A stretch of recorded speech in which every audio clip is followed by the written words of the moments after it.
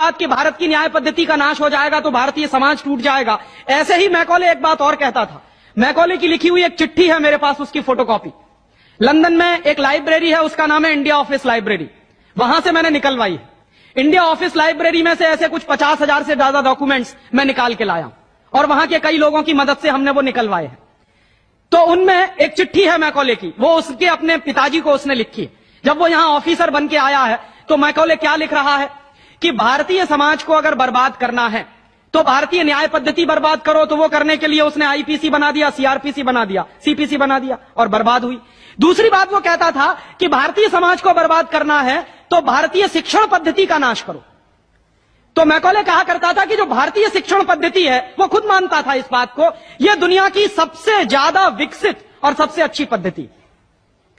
क्या होता था, यहां गुरुकुल चलते थे, गुरुकुलों में विद्यार्थी पढ़ते थे और विद्यार्थी 20 साल तक, 25 साल तक ब्रह्मचर्य का पालन करते हुए शिक्षा ग्रहण करते थे, संस्कार मिलते थे और वो संस्कार लेकर समाज में जाते थे। उन्हीं संस्कारों से संस्कृति बनती थी और वही संस्कृति भारतीय संस्कृति कहलाती थी।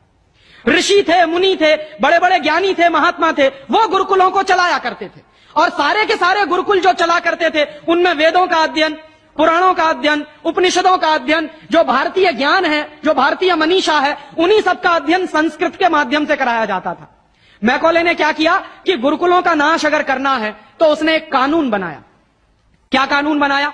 संस्कृत में जितने विद्यालय इस देश में चलते थे, हिंदुस्तान में अंग्रेजों के जमाने में, उन सबको उसने इल्लीगल घोषित किया, गैर कानूनी।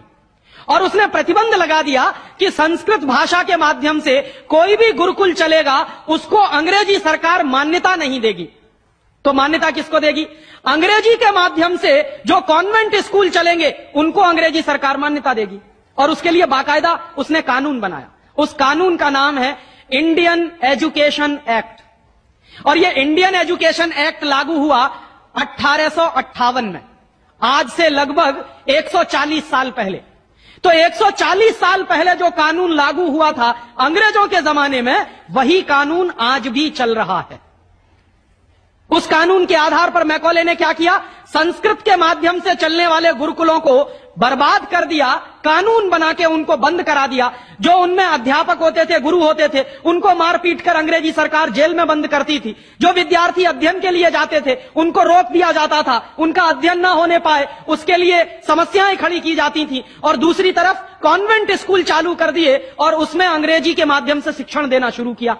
एक दिन उसने अपने बाप को चिट्ठी लिखी और इस चिट्ठी में उसने ये लिखा कि मैंने हिंदुस्तान में एक ऐसी शिक्षण पद्धति पैदा कर दी है जिसमें अगर हिंदुस्तानी विद्यार्थी पढ़ेंगे तो पढ़कर निकलने के बाद वो शरीर से हिंदुस्तानी होंगे, दिमाग से सब अंग्रेज हो जाएंगे। वो देख रहे हैं, अभी देख रहे हैं। तो शरीर से हिंदुस्तानी और दिमाग से अंग्रेज। तो मैकॉले दूसरी बात लिख रहा है उस चिट्ठी में कि जब वो शरीर से हिंदुस्तानी और दिमाग से अंग्रेज हो जाएंगे तो अंग्रेजों के हिसाब से सारे काम करेंगे। और वो विद्यार्थी जब कॉन्वेंट स्कूल में से निकलेंगे तो सबसे ज्यादा गालियां भारतीय संस्कृति को देंगे, सबसे ज्यादा गालियां अपने मां बाप को देंगे। कैसे? मॉम और डैड कह के। डैड माने होता है मरा हुआ और मम्मी माने होता है शव। इजिप्ट में आप जाइए, मिस्र एक देश है, वहां पे ममीज कहा जाता है किसको? मरे हुए आदमी के शव को। तो हमारी मां हो गई मम्मी और पिताजी हो गए डैड।